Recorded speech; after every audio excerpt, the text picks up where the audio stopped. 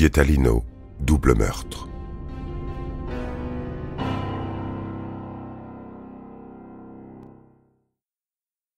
Didier est immédiatement incarcéré à la prison de Nantes dans l'attente de son procès.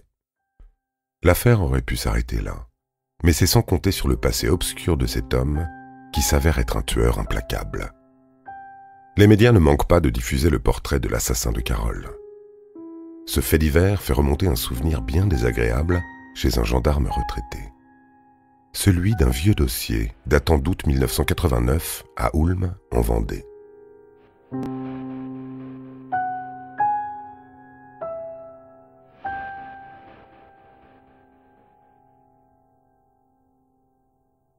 À cette époque, la famille d'une jeune fille de 23 ans, Catherine Charuot, signale une disparition inquiétante.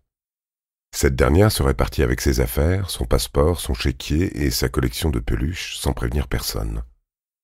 Là encore, les policiers n'ont pas pris l'affaire très au sérieux. Ils pensaient que c'était une simple fugue. La jeune femme avait déjà fait une fugue très similaire avec un précédent compagnon. Elle était réapparue au bout de plusieurs mois. Cependant, ce n'est pas la même histoire. Les mois passent, et même les années. La famille Charuot n'a plus aucune nouvelle de la jeune femme. Pas même une carte postale ou un appel pour les fêtes de Noël. L'enquête sur la disparition de Catherine n'est ouverte qu'en octobre 1994. Les gendarmes n'ont aucune piste, à part celle du petit ami de l'époque qui a averti sa belle-mère. Et ce petit ami n'est ni plus ni moins que ce fameux Didier Talino. Lorsqu'on est venu l'interroger dans le cadre de l'enquête, il avait dit que la disparition de son ex-compagne l'avait beaucoup affecté, ce qui ne l'a pas empêché de refaire sa vie. Il a déménagé à Châteaubriand avec sa nouvelle compagne, ouvert son bar La Louisiane, dragué quelques clientes au passage et tué l'une d'entre elles, Carole.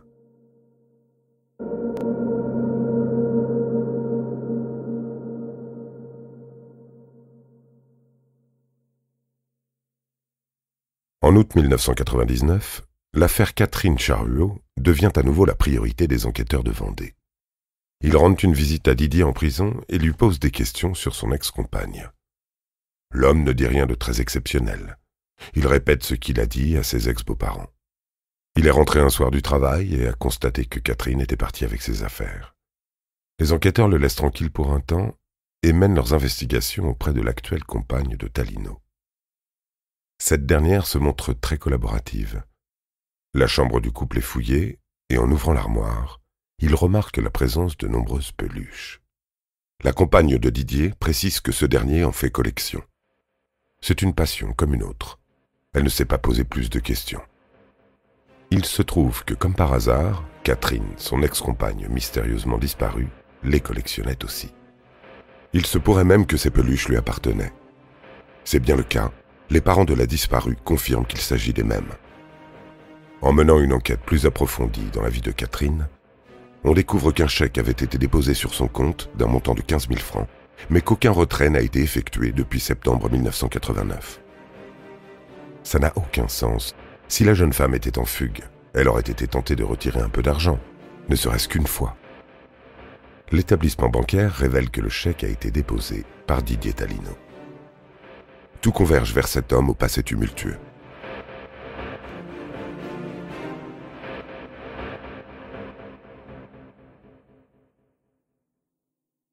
Né le 17 septembre 1965 à Niort, Didier a 3 sœurs.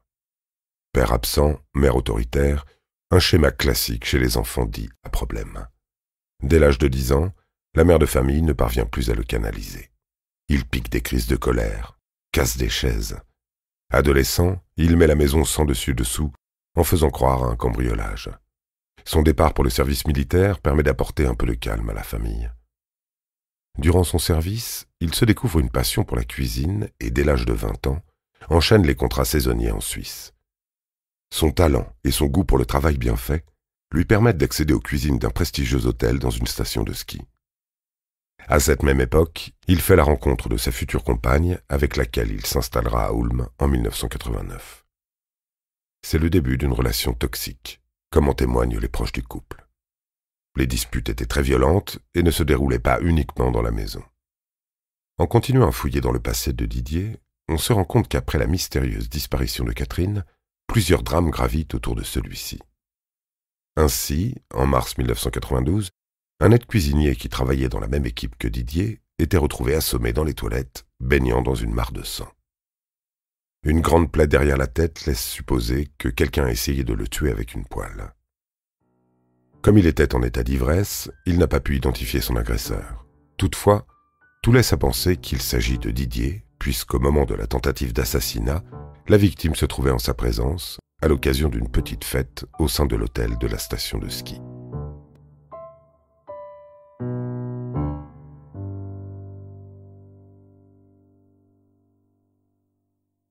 Deux ans plus tard, Didier Talino est en garde à vue dans les bureaux de la police suisse, car on le soupçonne d'avoir déclenché 2 gros incendies criminels au sein du même établissement. Cet événement marque la fin de sa carrière en qualité d'aide-cuisinier de cette prestigieuse maison. Et plutôt que de retourner en cuisine pour le compte d'un établissement français, l'homme s'exile en Serbie. Comme s'il cherchait à fuir quelque chose. Là-bas, il rencontre une certaine Christine Richter, une jeune Allemande avec qui il souhaite s'installer à Düsseldorf. Nous sommes en décembre 1994 et la jeune femme va passer tout près de la mort. À cette époque, le couple Talino-Richter n'est pas officiellement formé. Didier ne vit pas chez elle, mais s'est tout de même pris un logement dans la région pour se rapprocher d'elle. Un soir de décembre, sa voiture tombe en panne. Enfin, c'est ce qu'il prétend. Il demande alors à Christine de l'héberger. Le couple passe du bon temps. Didier lui prépare un bon repas et au moment de faire la vaisselle, c'est l'accident bête. La jeune femme reçoit un violent coup de rouleau à pâtisserie derrière la tête. Elle saigne abondamment. Un peu assommée, elle demande à Didier d'appeler un médecin.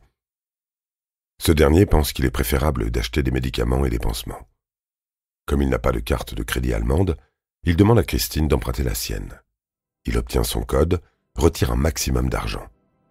Et comme ça ne lui suffit pas, il réclame sa deuxième carte de crédit, faisant croire que cette dernière n'a pas fonctionné.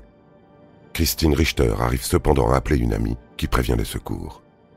Elle sera sauvée in extremis, mais la piste criminelle n'est pas retenue à l'époque.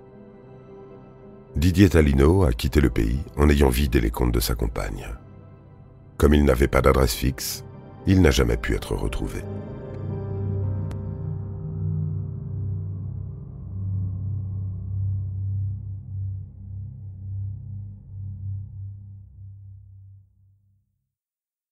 Les enquêteurs français perdent un peu sa trace. Ils ne savent pas ce qu'il s'est passé entre 1994 et 1998, année durant laquelle il a déménagé en Loire-Atlantique et ouvert son bar, la Louisiane. On peut supposer qu'en 4 ans, Didier Talino a pu arnaquer ou agresser d'autres personnes, bien qu'aucune victime n'ait porté plainte à son encontre à ce jour. Confronté à toutes les preuves que les enquêteurs ont accumulées et lui ont mis sous les yeux, Didier Talino ne peut qu'avouer son crime. Le 16 novembre 1999, les gendarmes recueillent ses aveux et peuvent enfin comprendre toutes les circonstances autour de la disparition de Catherine Charhuot. Le 7 août 1989, Didier rentre de son travail dans la soirée. Dans l'entrée, il y a une valise prête. Catherine est dans le salon et fignole la préparation de ses affaires. Elle rassemble ses peluches. Déterminée, elle déclare à Didier qu'elle le quitte. Elle n'en peut plus de cette vie faite de disputes. Cela ne fait qu'attiser la colère incontrôlable de Didier. Cette fois, la violence atteint son paroxysme. Didier la frappe derrière la tête, si violemment qu'elle en saigne. La plaie est beaucoup trop grande. Catherine meurt sur le plancher du salon. Didier, paniqué selon ses déclarations, cherche à tout prix à masquer son crime. Il traîne son corps jusqu'au potager, creuse un trou d'à peine 50 cm et l'enterre avec des flacons de parfum pour masquer l'odeur. Le trou est peu profond car Didier ne voulait pas que les voisins le surprennent à creuser en plein milieu de la nuit et encore moins que leur chien de l'époque ne déterre le corps de Catherine. Ainsi, Catherine Charhuot se trouvait toujours dans leur propriété, à 50 cm en dessous du sol. Le jour même, en suivant les indications de Didier, les gendarmes exhument le corps de Catherine. Elle n'est plus qu'un squelette, gisant parmi les bouteilles de parfum.